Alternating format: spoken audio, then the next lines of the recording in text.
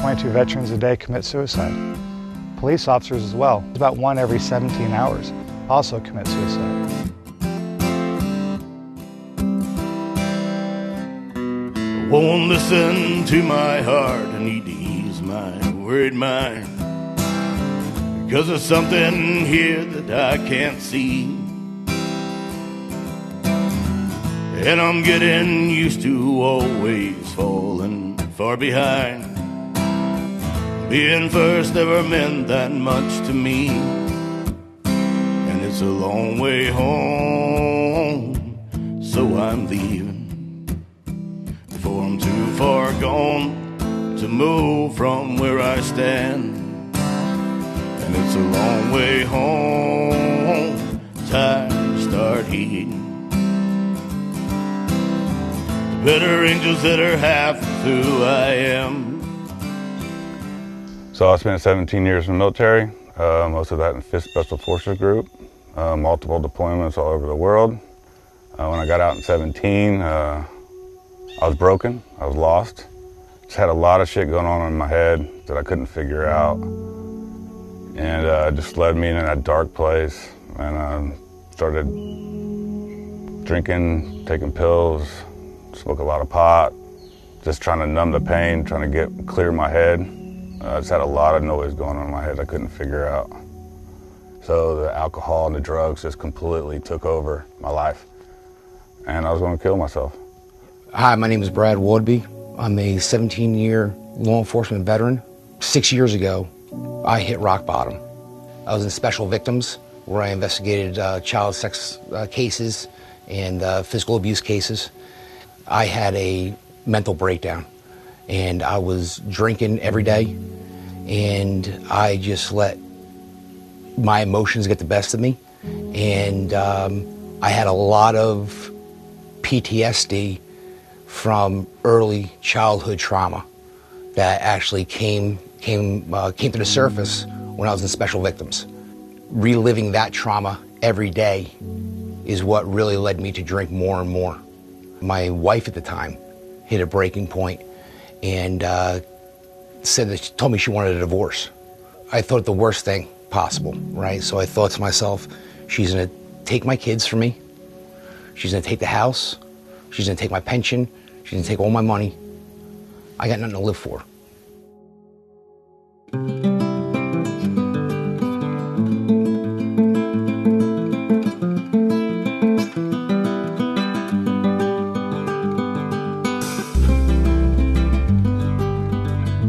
Our first facility, Warrior's Heart, we opened in Bandera, Texas, 2015. Incredible growth there.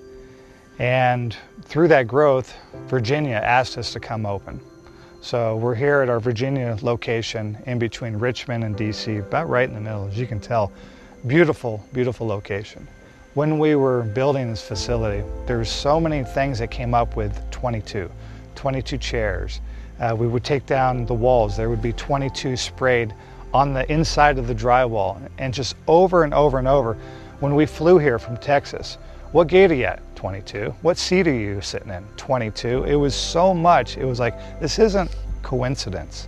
Something is going on here. What parking stall are you into?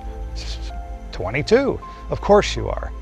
Over and over and over. And what really hit me was we did a pilgrimage. We took a small team to Japan, and we walked the island of Shikoku, 750 miles, 88 temples, and we did this pilgrimage. It was incredible. Small team, and of course we're at Temple 22. And a friend and alumni of mine, we're looking out, and he said, Josh, I have to tell you something. It's like, yeah man, what's up? He said, I was almost one of those 22. And it just hit me like it did right now. It's like, I know, man. Because I want to be here if it wasn't for you, what you guys are doing at Warrior's Heart. So what we're doing is real, man. And it's important, and it's saving lives. And he and I had just a beautiful moment up there. Like, the work that we do matters. Like, it matters to him, it matters to his kids, it matters to his family, like, and it mattered to me. Like, okay, another tap on the shoulder, like, keep going, keep going. So if you're at home struggling, man, reach out, please. Like, we know what we're doing. My name's Tom Spooner. I'm co-founder and president of Warriors Heart. I'll tell you a little bit about my military career.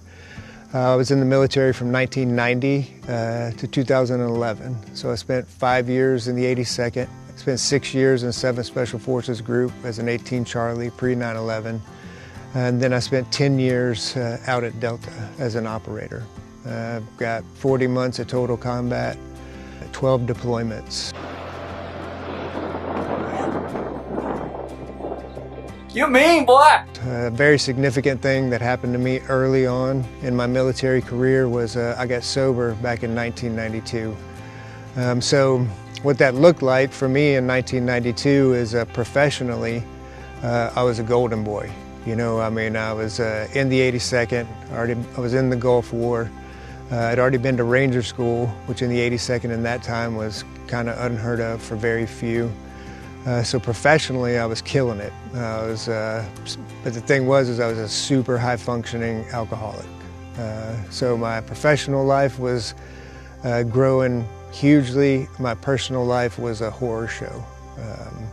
You know, I was drunk pretty much all the time, and for me, I'm an alcoholic, and what that means is that whenever I drink, I turn into the monster. You know, I turn into and do things that I would never do if I was sober. Yeah, so whenever I first got sober, it was really hard. For me, I've done a lot of hard things in my life. To date, the hardest thing I ever did was early sobriety, because I was trying to change my whole life, all my behaviors. Some people, places, and friends, you know what I mean, had to get rid of. And I was still in the military. It was probably on the 6th or 7th deployment, don't really remember which one it was, but in September the 1st of 2006, I ate a mortar round that was really close, and unbeknownst to me, that was whenever I had a significant TBI. And what I mean by that is that I can tell you what my life was like prior to September the 1st of 2006, and I can tell you what my life's been like after. So yeah, there was that one big one, but there was a whole bunch of concussions before, a whole bunch of concussions after. But that was the game changer for me, where something got hard broke inside of my head, but I didn't know it at the time, you know, because everybody I knew, everybody had been blown up to some degree, so it wasn't anything special. But from that moment, I knew something was off, something was different. And it also was my third mass casualty event. So not only was it significant for me from a traumatic brain injury perspective, but it was also very significant to me from a heartfelt perspective. So a little bit of background about me, because it ties all into why Warriors Heart. In 2001, running nightclubs in Vegas, exciting. It was in my 20s. It was from the 1990s to the 2000s. And in 2001, life got out of control. Like behind the closed doors, it was chaos. But outside of that, it looked like a normal middle-class family. We had a middle-class house, had decent cars, like just everything looked like it's supposed to. But behind closed doors, it wasn't. Addiction was eating our family apart because of my addiction. And in 2001, my wife came home in uniform, and I'd been out on about a 3-day bender, drinking, and she came home and said, "Josh, that's it. I'm done. Either you go to rehab tonight or I'm gonna divorce you." And it was appropriate, and it was timely, because I tried everything. I tried to manage it. I tried, maybe it's the hard alcohol. Maybe I'll just drink on the weekends. Maybe it's this. I tried the formulas, couldn't get to work. So I went to a treatment center, went to a program in California, started my process of personal development. I didn't know anything about it. I didn't know how to live life on life's terms. So it started my training, right? Started going through the process, the steps, and that's when my wife and I, Lisa, really came back together, because we were married together for a number of years, but the addiction tore us apart. This put us back together, which is incredible. So I go back to work in Las Vegas running nightclubs. She was in law enforcement, and the joke was I'd get him drunk, she'd book him in jail. It was a full circle, right? It's like, that's not the life I want anymore. My name is Lisa Lannon. I am the co-founder of Warrior's Heart. And when I was in law enforcement, my husband ran nightclubs. And after 9/11, I was tired of dealing with addiction at home and at work. So I gave him the ultimatum of going to rehab or divorce. Thankfully, he went to rehab, and that's when we decided to get into the healing field. And we opened up our first facilities. And that grew to 6 facilities in 2 states. We had a lot of veterans and law enforcement officers come through. And one day I was standing there and a SWAT officer came up to me and he's like, "Lisa, I'm undercover in my own treatment." And I'm like, "You're right." Because he was sitting across in group from a guy who dealt meth. And he goes in and those are the kinds of guys he busts. And I'm like, "You're right, we got to do something different." And that's when, about the same time, Josh started going and doing these events, learning how to be like a special operator. And that's when he met our other founder, Tom Spooner, and we decided let's open up a facility exclusively tailored to our first responders, our veterans, whether active duty, retired, no longer working in the warrior class. But that's when we decided to solely focus on a place where they can come together and heal in a peer-to-peer environment.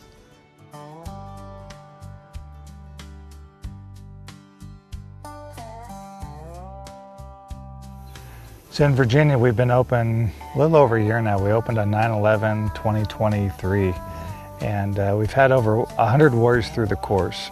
And the facility is just really starting to grow and take off. So one good thing when a warrior comes in the program, you know, they're getting the hardcore evidence-based group therapy, individual therapy, but then we also do the holistic mind, body, spirit with the electives. So we've got, you know, in the morning, the nature hike, the yoga, canine. The afternoon is their electives, so they do a lot of their one-on-ones. We have the art program, the canine program, equine group, the wood shop, metal shop. It's like this whole mind, body, spirit come together and heal.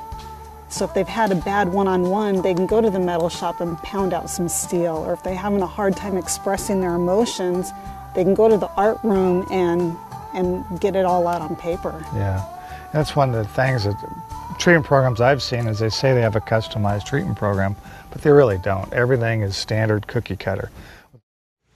All right, Brian Gray, shop manager, and my typical day here is I start off with maintenance around the facility, and then in the afternoons I'm here working with the warriors building these projects. Wood shop, metal shop, welding, forging, kind of a little bit of everything. Some of the guys come in here and they're pretty low, and you know, after a week or two they're up a little more, and then by the time they're ready to go home, it's like a new person. We do metal work here. They'll do some on the forge, some on the welder. Most of the time I'll make them sit down and actually draw out what they want to make, and then we make a plan and work that plan from start to finish. The most important thing to me here at Warrior's Heart is positive interaction with the warriors, helping them learn a new trade, maybe something they didn't know they were passionate about. You know, just give them a new hobby. My name is Guy Spotswood. I'm one of the chefs here at Warrior's Heart. I prepare breakfast and lunch. I'm here early in the morning to do breakfast and lunch. What's important to me is that they served, every warrior here served for my freedom and for my safety. So it's my duty to show up every day, to give them a nutritional meal, to let them know that they are important, that I want to be a part of their journey. I put my heart in it. I put my heart and soul in it. I'm just not going to put anything out. My name is on it. They deserve the best. And if I have to go the extra mile to give them the best, then that's what I do. It's never a shortcut. No, I'm never looking for a shortcut to do something and just, you know, put anything out on the line. You know, they deserve the best. You know, it took a lot of courage for them to show up here, and they, you know, we have to treat them like they are home, you know. So, yeah, that's what I do. I'm Nathaniel Marotta. I'm a chef here at Warrior's Heart. I get in at 11. I Instantly I'll help Chef Guy get all his stuff prepared for his meal. After that is all set up and lunch is out, then I'll start prepping for dinner at 5. And then throughout the day we'll have warriors come in here and kind of help along in the process. Yeah, there's electives that they're able to sign up for.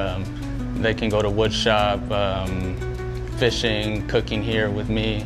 It's very important because a lot of the guys that come in here are, some are on their last leg of life, and we kind of get them in here and engaging in something that they could take home with them, a new life skill or something that they can reconnect with. Part of the elective Cooking with Chef, you have to get 5 hours within the kitchen, and so once they do 5 hours, we're able to sit down and plan a meal of their choice, obviously still within budget and everything, and so I would act as their sous chef and kind of help them prepare the meal exactly the way they want. So they're able to serve a hot meal to their fellow brothers and sisters, their other warriors.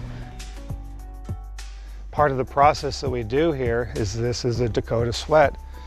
It's a purification ritual, or I'd say a rite. It's a passage. And we actually found the crew at the VA in Richmond, Virginia. They were doing Native American sweats for the VA. We went down there, we did a sweat, we're like, we love this is great, can you please come and bring this to our property here? They have. We do it monthly. It's hot, it's over 100 degrees, about 4 rounds of drumming, songs, prayers, incredible. Like our elders had figured some of this stuff out, and this is one tool that we have in many tools for our healing modalities here at Warriors Heart. 1, 2, 3, 4. Come on. 5. Okay, take a break. 5 more. Yeah, one of the unique aspects about Warriors Heart is fitness and recovery. When I went through a program, it was almost like I had to hang up my gun, so to speak. Like I had to leave that warrior life behind me. I was in security and martial arts. I had to leave that and I had to almost become a hippie. But it's like, why? In order to recover, like, do I really need to go that far? The answer is no. That's what I love about Warriors Heart is we honor our warriors, for being protectors. So part of that is, in recovery, is fitness. Like I know personally for me, working out is an important part. It's one tool in the toolbox. Like when I get pent up, my wife will say, hey, when's the last time you went to jiu-jitsu class? I know that means it's like a little tap on the shoulder, like, hey, you're being an asshole. Go get that out of your system. And it's important for us to stay fit because in recovery and in life, like if I need to perform, like I need as a protector, I want to be able to do it physically, mentally, spiritually. So recovery and fitness is a huge part of the program. Wouldn't you guys agree? Yeah, totally. The mental, emotional, physical, and spiritual part, right? So like for me, the mental and physical part, you mentioned being a protector. I can't be a protector if I'm not physically fit for my family, my loved ones, our warriors, like whoever. I want to be a protector. And if I'm not fit and capable of doing that, my mental health then starts to suffer as well. So tying that into recovery, it's like sobriety is just the beginning.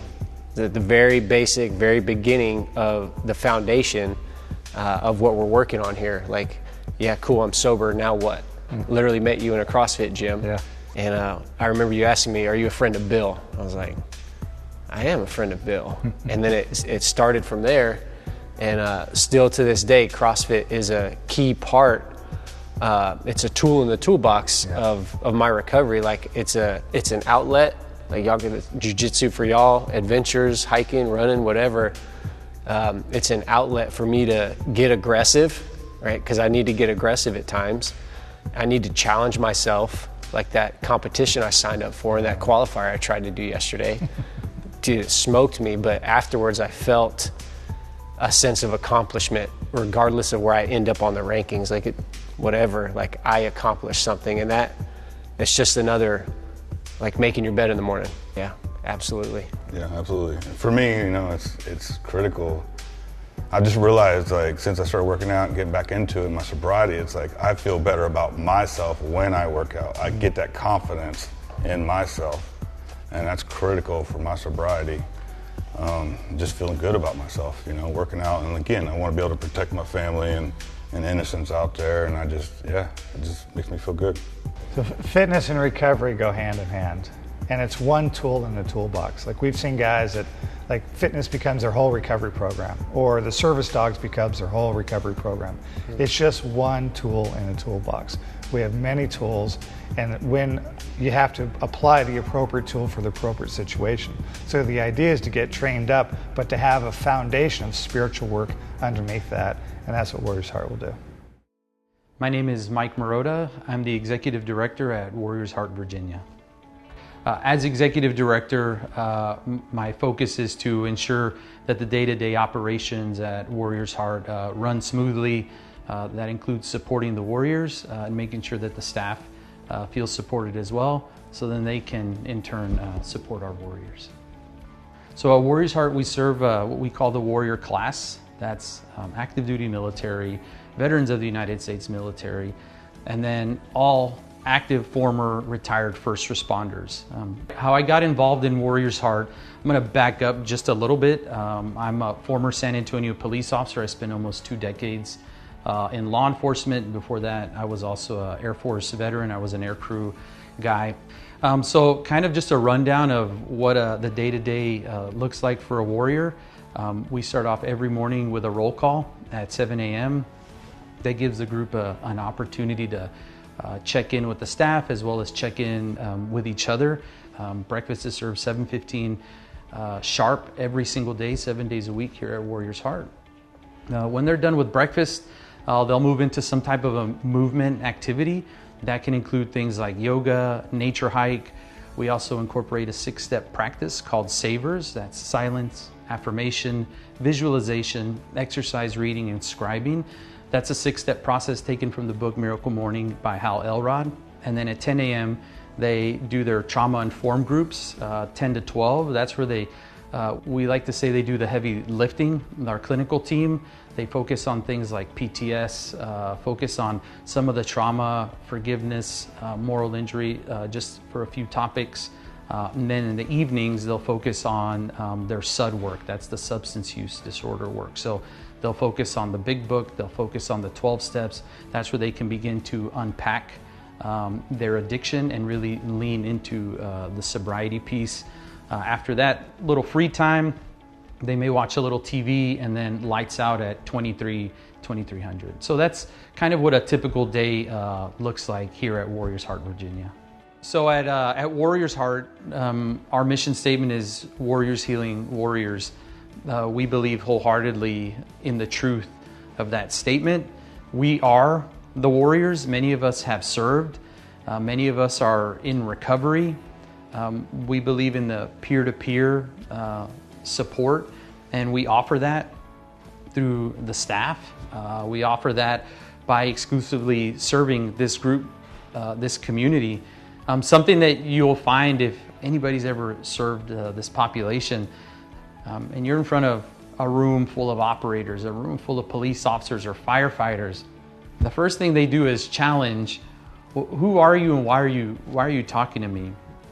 And we like to say, earn the right. I believe that I have earned the right. I believe that my staff has earned the right through service to our country, service to our communities. Again, that's something that I take very serious because that's what I did as a law enforcement officer. I was a peer. I was someone that they trusted to get them to the hope and healing that they needed. Well, hello, my name is Angel Lugo. I'm the Chief Strategy Officer for Warriors Heart. What does that mean? That means that I do executive coaching, strategic compliance, and strategic planning. And I've been with Warriors Heart for about 7 years now. I served 30 years in the military as a healthcare administrator, operator, deployed medicine. What I found special about Warriors Heart was what was special to me in the military.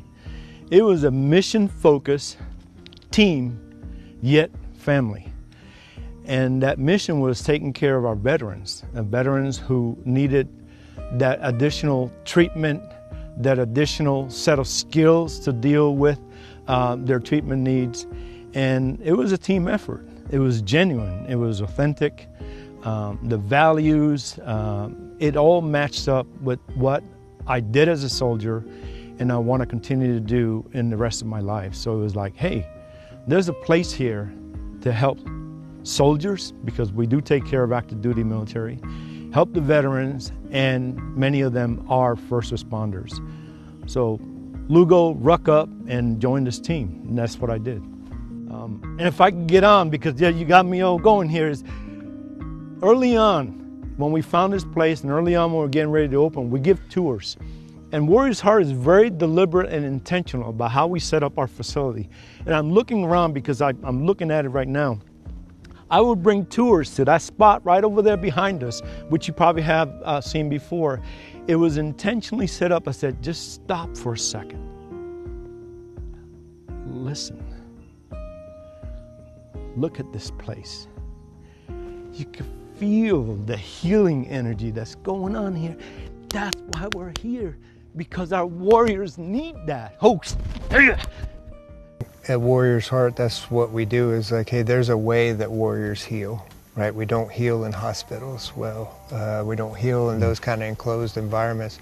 It's like the environment that you see here. You know, we've been accused of having just like, it's like a camp going to Warriors Heart. You know how you got all these other things, but all these other things that we do are absolutely necessary and part of the way that warriors heal. We do the clinically led groups. We do the hard one-on-ones. They do their lifelines. I mean, we're doing so much emotional work with them that we know they get to a point where it's like, I don't want to hear your voice. I don't want to hear my voice. I just need to like forget about all that stuff. But now they can forget about all that stuff in a positive activity or in the creation of something, because we know how, you know, what just creating something in any kind of art does to the physiology in the brain, you know, which is all that we're trying to get to. So the reason why we have all these other activities is absolutely a huge part of our healing program. Yeah. And we, you know, they always saying you can't replace something with nothing. You know, our hope when exposing warriors to all these different modalities in create, whether it's wood, metal, fishing, any of those things, is like, hey, you spend all this time drinking and drugging or in the bars or whatever, now you have to replace that time with something. We've had several warriors that go home and make a little metal shop or a little wood shop or art shop or get back to fishing or whatever it is that they like to do, because they figured out they could do it sober. Even cooking with chef, preparing great meals once they get home and continuing to nourish their body that they've not taken care of for years. Yeah, these are basic life skills. Like I've even heard one guy, so I came out, I want to go fishing with my son, but I've never done it again sober. So let me get some reps in here to kind of figure out how I can do it. Okay, now when I go home, I can be a dad. I don't have to have that cooler of beer. And just little life skills that, yes, this is part of the training. Yeah, my name is Paula Tisdale. I'm a dual clinician at Warriors Heart, Virginia. And the day in the life of a clinician is unpredictable and so enjoyable. First role, I served 24 years, 6 months, 15 days, and I wake up in the United States Navy. My last assignment was on an amphibious ship where I deployed with Marines. So when I sit down with a client, it's the first opportunity for a person just to sit and hear what the client has to say. Oftentimes our warriors are not heard or they don't feel heard. So day one, I sit down and just have a conversation with them, just human being to human being. Let them know that, you know, first of all, welcome home. And everything you need to achieve your goals of sobriety, it's gonna happen here. And we have the tools to do that. What makes me feel the best about this facility is just look at it. When you go to the average place for treatment, they say you handle your addiction, you can address your PTSD. If a person shows up for mental health treatment, for PTSD treatment, and if they're not sober, they have to start over. So imagine wisdom of an individual to say, no, we're gonna do it at the same time. We're gonna address both of them in tandem. That's impressive. And that probably don't happen too often, too many places. I care so much because, you know, a part of my service, I was an amphib sailor, and I saw Marines not make it back to their family. So I care because I'm doing it for those Marines. And I want the family of those Marines who made it back to know that we at Warriors Heart are here to welcome them home and to give them the treatment they need and deserve. So one of the things that a lot of people come to treatment for is PTSD, and they don't realize they're struggling from moral injury. And so what moral injury is the impact of seeing things in the combat zone that a person had never seen before, having to do things for their survival that they have never done before, or leaving someone else behind. Why did I survive? It leads to guilt, it leads to shame, and it leads to suicide. Yeah, so my name's Chris Biddix. I'm a dual clinician here at Warriors Heart. What I do is I work directly with the Warriors. I get to meet with them weekly and to discuss issues that they're having with both alcohol and mental health issues. I worked at Camp Lejeune, North Carolina at the SARP there, which is the Substance Abuse Rehabilitation Program. And I started to send people to Warriors Heart, and they were not coming back the same people. So I had to know what that was about. And I went and found out what was going on and decided that this was my mission. This is where I wanted to be. I would say the biggest issue is raising their spirits and their ability to love themselves. You know, sometimes whenever they get here, they're broken. They think that they're unrepairable. And then to be able to work with them over the course of this 6 weeks and have them come to know themselves as capable, that's the biggest challenge. But, you know, we always make sure that we get there with that. But that's the biggest challenge, is them loving themselves. You know, they think that things that have happened to them, either in the war or if they're a firefighter or a police officer in the line of duty, you know, their ability to let go and forgive themselves, let go of the shame and the guilt that they have misplaced within themselves. The difference between PTSD and moral injury is that moral injury is a shame and guilt-based phenomenon. It's an inside-out phenomenon, where PTSD is trauma-based. Trauma is not what happens to you. The things that happen to you are traumatic, but the trauma is what happens inside of you, what your body does with it, what your mind does with it. And it's more based on the events, not on the shame and guilt aspects of it. Whenever they're here, they get 2 clinicians. They get a clinician that works with them specifically on the drug and alcohol abuse, and they get a clinician to work with them specifically on their mental health needs. PTSD, adjustment disorder, depression, anxiety, these types of issues. But a lot of the police and firefighters have an issue because they've been trained not to show emotion. So they push it down, then they think that that's all right. And that might be so while they're on the job. But going back home, being stoic, you know, with your wife and children, because you're trying not to deal with something that happened on the job, is very impactful.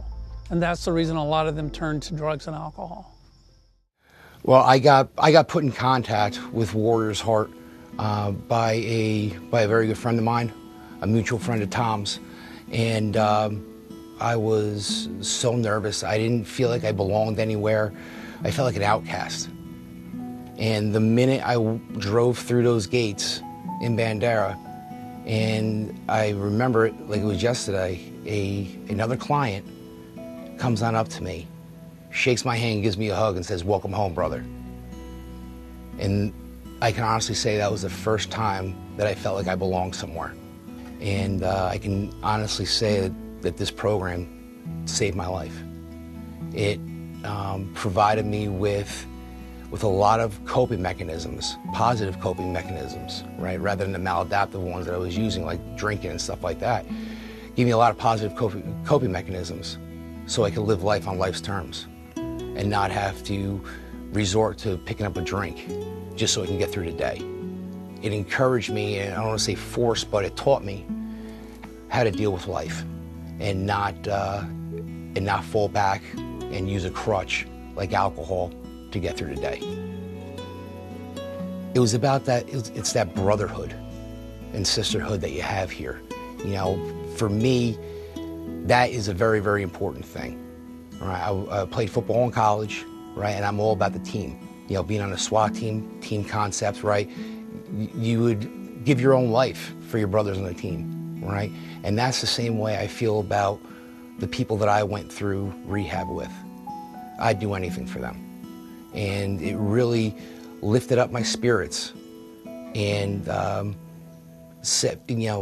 gave me the right course of direction to go on my new journey, you know. And when I left Warriors Heart, number one, I was ready to come home, right? I have 2 young boys at home, and all I wanted to do was run home and see them, right? And just give them the biggest hug in the world. But I knew that leaving there set me on a path, right? It set me on a path that I'd never traveled before, a path of recovery. And Warriors Heart really gave me the tools, right? They filled up my toolbox with all these tools to help myself along the way in my road to recovery. My relationship with my children improved dramatically. Before this, I wasn't present for them. Now, my relationship with my children is night and day. I'm present for them mentally and physically. They can see it, right? They have seen a difference in me, my kids, especially my oldest. And it really makes me grateful to have them in my life and to be the father that I'm supposed to be to them, a loving and caring father, not a drunken, reckless father like I once was. The storyline is changing. It's evolving, just like anything else, all right? And the way I see it, I see mental health as being probably the next biggest thing in the first responder community and in the veteran community. More and more people are talking about it. It's socially acceptable. There are more and more culturally competent therapists that are out there, right? Everything is lining up for us. It's just a matter of us taking that first step or raising our hand, which sometimes can be the hardest thing that we've ever done. But raising our hand and asking for help and getting the help that we need. Don't give up. I almost did. I almost succumbed to my demons. I can tell them it does get better. It will get better. You just have to put in the work. And being first responders, being military veterans, we're workers by nature. We love to work. Instead of putting in the work to go save someone else or protect someone else, put in the work to save yourself so you can be a better version of yourself and go help serve and protect others. My ex-wife at the time called the Green Beret Foundation, and they're the ones that got me hooked up with Warriors Heart. And I came through Warriors Heart. I had no desire. You know, when they talked about welcome home, I was like, whatever. I don't really care, you know. Well, this ain't home to me. Home's downrange for me. You know, it wasn't until I heard Tom Spinner's story, that very first fireside.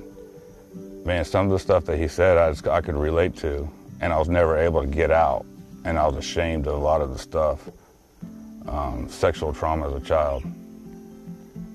And during that process, seeing the strength that he had to be able to overcome all of this and to be able to share this freely with a group of guys that he doesn't know, like, that inspired me that I could do it too. And then afterwards, I think me and him sit around the fire pit after I shared a story probably for 2 hours, just shooting the shit, just talking. And that's what started. It's like, at that point, it's like he told me 3 things, and that's the 3 things you got to do here. Be at the right place, the right time, in the right uniform, and then we'll take care of the rest. And they did. And through that, you know, I kind of did a treatment there. We did EMDR, and that was a huge game changer for me also. I was able to release a lot of that childhood trauma that I was carrying, and it just kick-started the healing journey for me. and I just wanted more at that point. Once I got that taste of getting onto the other side of just that free, of just that weight, just letting go, and I just wanted more. And so I decided to go to sober living, IOP, and do the MERC program afterwards. I went to sober living there in Bandera. It's a fantastic program. We focused more of, steps 4 through 12. We did therapy once a week. I did the MERC program, and it was excellent because it was a way to still be accountable, but to inject myself back into life in an easy way, right? So, and I had friends that were on the same path as me, trying to remain sober and just trying to figure life out again. And where do we go from here? Now that we're clean, now that headspace is clear, it's like, what do we do now? And a friend of mine came up, he kind of helps out with Warriors Heart, and he came up and said, hey man, they're looking for some volunteers to go out to Virginia, some alumni to help out. So when I got that, so it was important to me to become yes man, to get myself out there, become vulnerable, experience life. I was like, sure, yeah, I got nothing going on, screw it, let's roll.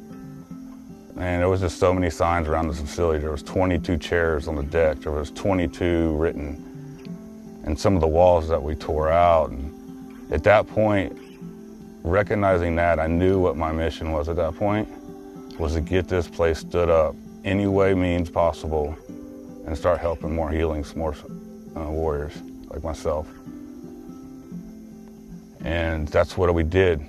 Luckily, Josh and Tom, they seen something in me, and they asked me if I want to stay around and help out and stuff like that. So I was grateful enough, hell yeah, I'll stay around. And through that process, I've been able to kind of develop my role. And what I've realized is I really love working with the guys and the clients and the warriors. I love mentoring them. I love helping them come through the program. I love showing them that we can recover, no matter how bad that we're broken. For me, this mission here is more important than anything I've ever done downrange. This is my passion. This is my why. Yeah, I just don't want anybody to ever go through what I went through. If I can help somebody get them a head straight and get them back to their family, then I'm absolutely going to do it. And with my last breath with this organization.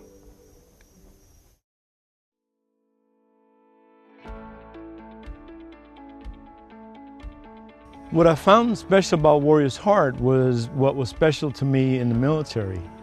It was a mission-focused team, yet family.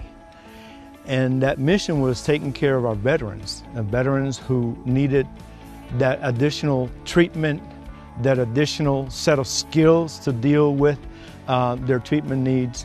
And it was a team effort. It was genuine, it was authentic.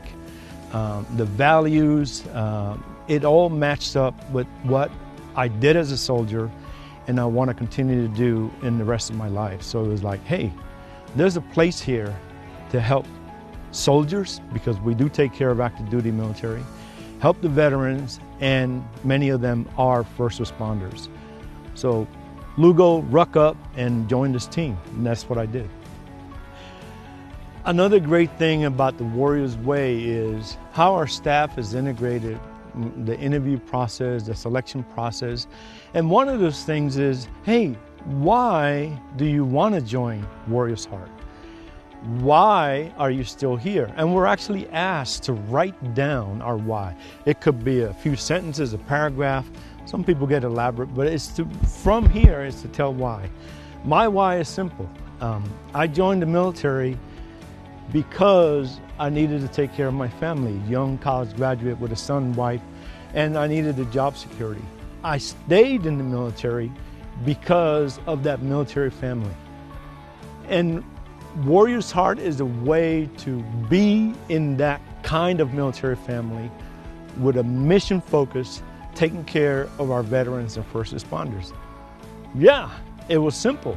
That's why I'm here, to help facilitate, align, support our frontline operations that take care of our warriors every single day.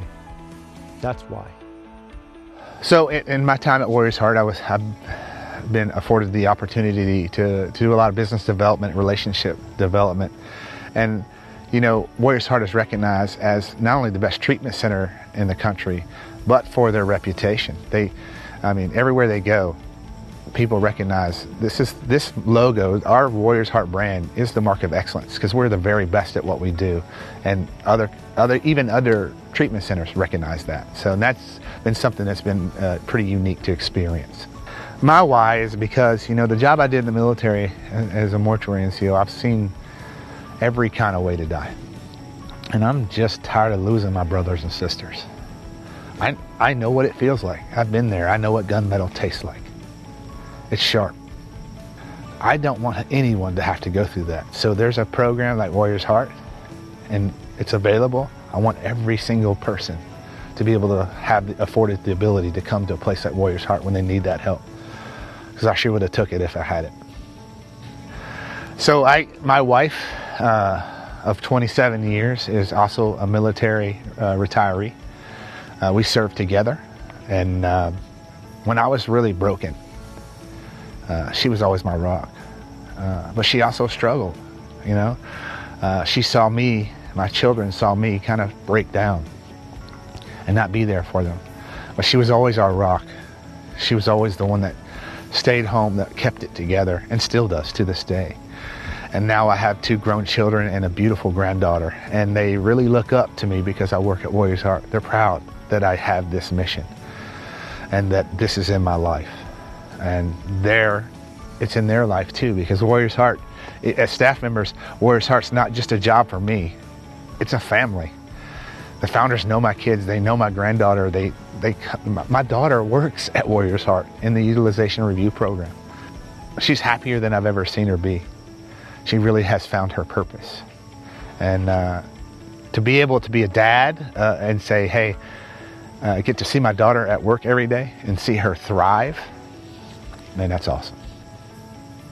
My family background is, I have a lot of family members that are veterans.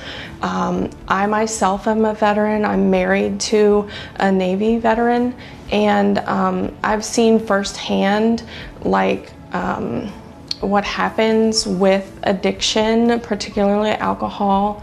And so when I heard about Warriors Heart and the mission that it serves, then I just knew that I needed to give back from what I had done as a nurse, give back in a nursing capacity to the clients that we serve here. It's very near and dear to my heart. Warriors Heart is healing for those that are at a point where they are at their lowest. And so that's what brought me here. That's what drives me to come back every single day, is to know that you know, healing is happening here and helping those warriors along that path.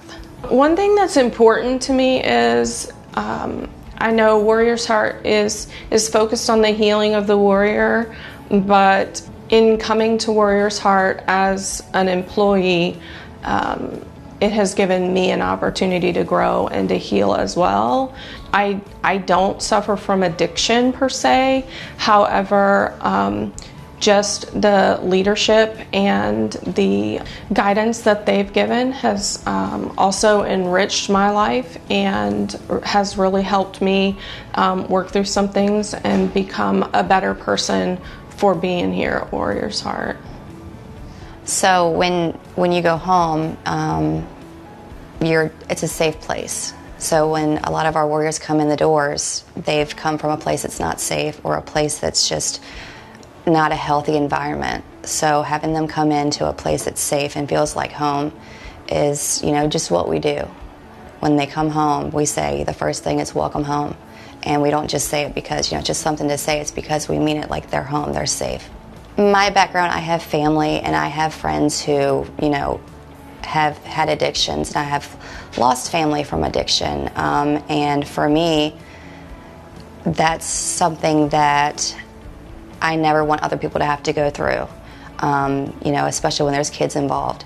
So like when our guys walk through the door and, you know, I know that they have kids, I can relate to that because, you know, I've seen other people who don't get the opportunity to get sober and to have that life. So I always connect with them, you know, around that. Warrior's Heart is a place where I get to come to work, where I get to make a difference, where, when I show up, it's not just, oh, I'm going to work to get a paycheck. The paycheck's just the cherry on top. But to change somebody's life, that's where it's at. If you can give back, that's what you do. So that's why I'm here. So my why for working here at Warrior's Heart is very special and very personal to me. I'm the daughter of a retired Army military vet. He self-medicated his PTSD with alcohol my entire life and into my adult years. And unfortunately, he never got the help that he needed until he couldn't move anymore. He's had a couple of strokes. He's in really bad shape and really bad health. My why is if I can change anyone's mind, even just one person, I've done my job at the end of the day. You can beat addiction. You can win that fight. And that's my purpose. That is my goal at the end of the day. We fight like family. We love like family. We know each other like family. You come through to work and you walk through the gates and it just feels like, okay, let's start the day. And then everything else that's going on, you just kind of leave it behind because it's too important what's happening in there. So we are the backbone of the staff. We make sure that we have open communication with our staff members, with our leaders, with our directors. We enjoy getting to know everyone, our warriors as well, because we do have a little bit of interaction with them. So we just want to make sure that everyone feels at home, comfortable, supported, and loved. What brought me to Warrior's Heart is my dad is a veteran of the Marine Corps, and growing up I watched a lot of the struggles that he dealt with. I'm also a volunteer firefighter EMT myself, going on 11 years. So I've dealt with my own struggles due to that job. So when I heard about Warrior's Heart coming to Virginia, I got very excited that we were going to have a resource close to home. I've experienced firsthand Warrior's Heart making a difference in the clients that have already come through these doors. It's truly miraculous watching them come in from day one where they are broken and then seeing them heal over the 42 days that they're here. It's like a light comes on inside them, and that makes everything worth it. The struggles throughout the day, the little things that just pop up that might get you a little aggravated, it's all worth it when you see that light pop on.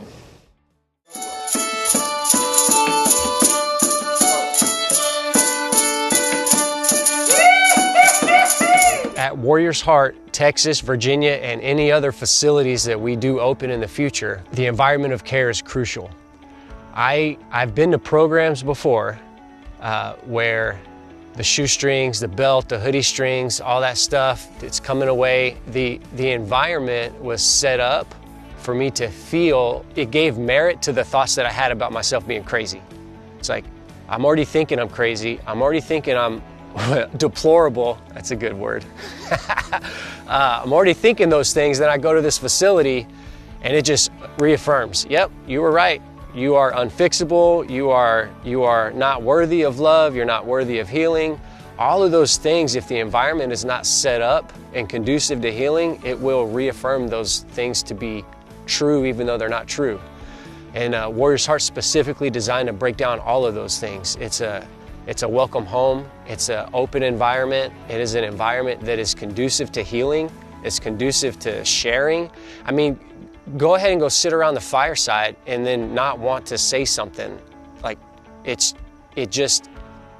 brings it out. It brings the best out of people. One thing about like our whys, my why, people's whys, values, core beliefs, all those things is they change over time. We continue to evolve, we continue to grow, we continue to develop, we continue to change. 6 years ago, transparently, my why was to create a better life for my family. I got out of prison and I got custody of both of my kids, my son and my daughter. They were very young. My son was 4, my daughter was 1.5 years old. And so I was thankful for the opportunity, but the big why there was I need to create a better life for my family. Like because the one that I was living, I did not want to live anymore, period. And I made commitments to some people in my higher power that I was not going to go back to that type of life. And that was the first time in my life where I actually felt like was successful in maintaining a commitment, right? And that was a big deal for me. Over the last 6 years, my why has changed tremendously.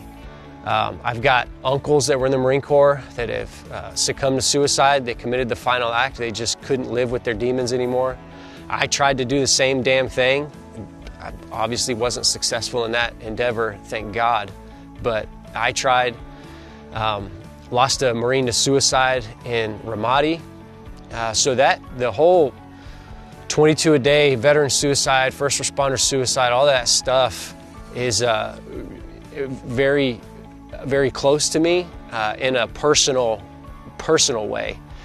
And my why now is literally to live a life that's worthy of all of their sacrifices. Like if I'm living a fucked up life where they fought for my freedom to be a drunk and a drug addict and create chaos in the lives of my friends, brothers, and kids and loved ones, like, who am I? Like, I'm pissing on their grave. So my why has changed, and now I just put a focus to live the best version of myself possible, something that they would be proud of, something my uncles would be proud of, something my parents would be proud of, something my kids would be proud of, something our clients would be proud of, something that I would be proud of, and something that at the most minimal basic level is worth the sacrifice that they gave. We really can help the warriors heal because we actually do understand because we've lived and are living it. I think what makes us different than other facilities like ours is, again, we're not taking shoelaces, we're not putting you in scrubs or these paper gowns. That's not how we do it here. In fact, when people come to our campus, something that Warriors Heart says is welcome home. Why do we say welcome home? Well, for many of the warriors, they've lost sight, lost touch with what home actually is.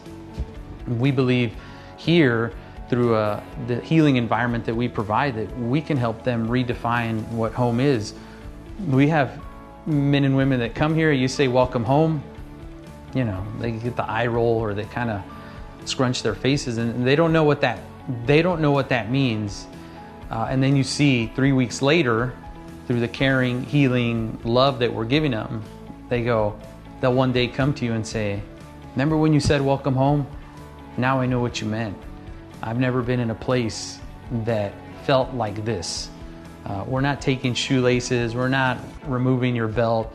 We're gonna go through things because we have to keep the campus safe. We gotta make sure that there's not things in your bag, in your persons that might harm yourself or the other clients. But here, there's a lot of compassion, kindness, and love. And I think it really sets us apart. So our guys and gals that come through the program, when they go home and we see them again, I always hear the words, thank you, you saved my life, thank you. And for me, I like saying, well, we just showed you the door, you walked through it and you did all the work, you helped save yourself. But we created this amazing environment, this amazing facility for our brothers and sisters to come heal, to do the hard work, to save their own lives. We're blessed and we have the opportunity to create this amazing space for them to heal in. If you have a loved one that's struggling and needs help, here's some steps to help get them the help that they deserve. First, you gotta set boundaries. And boundaries are something that can be super simple, like, I'm not gonna go to dinner with you if you're gonna drink, to, I'm gonna divorce you if you don't go to rehab. It's got to be a boundary that you can hold, that you know you're going to stick with, and it can be small and build its way up. But the big thing is to reach out and talk to someone that understands, that knows what you're going through, to help those steps. And when your loved one is ready to go to treatment, be ready. When they say, I'm ready, there's a small window of opportunity to get them into treatment. So have a couple places ready. If they're a veteran or first responder, Warriors Heart obviously. But if they're not, there's multiple facilities out there that do great, great work. So start small with the boundaries. The other thing I'll say is that the mission drives the team. So if my mission is to do a hit, I'm going to put a particular team together. Or if my mission is to go and run a booth at a convention, I have a particular team I'm going to put together. Well, Warriors Heart, our mission is Warriors Healing Warriors. We put together a team specifically for that mission. So we have, from let's call it the operators, our counselors that are in the group rooms and in the one-on-one sessions, they're running it like, hey man, and they're doing the process.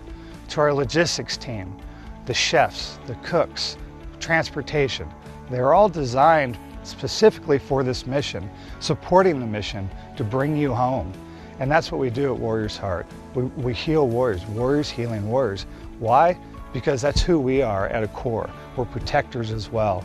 And that's why it resonates with the work that we do. It's so much more than just a job for us here. This is a mission and it's a calling. One of the unique things about Warriors Heart is what's killing our warriors first.